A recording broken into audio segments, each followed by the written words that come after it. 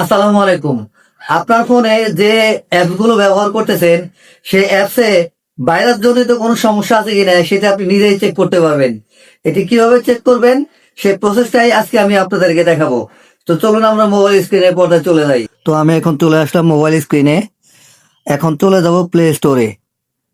আমি প্লে স্টোরে এখন একটা ক্লিক করতেছি। প্লে স্টোরে যাওয়ার পর উপরে দেখতে পাচ্ছেন প্রোফাইল যে আইকনটা আছে, সেই প্রোফাইল আইকনে আমি একটা ক্লিক করব। আমি প্রোফাইল সরি আমি একটু ব্যাগে চলে যাচ্ছি। আমি এখন প্রোফাইল যে আইকনটা আছে সেই প্রোফাইল আইকনে আমি একটা ক্লিক করব। ক্লিক করার পর নিচে দেখতে পাচ্ছেন প্লে প্রোটেক্ট নামের যে অপশনটা আছে, আমি এখানে একটা ক্লিক করব। এখন দেখতে পাচ্ছেন স্ক্যান নামের যে অপশনটা আছে, এই স্ক্যান নামের এই অপশনটাতে আমি একটা ক্লিক করব। ক্লিক করার পর স্ক্যানিং হবে। স্ক্যানিং হওয়ার পরে আপনাকে জানিয়ে দিবে আপনার ফোনে কোনো ভাইরাস জনিত কোনো অ্যাপস আছে কিনা।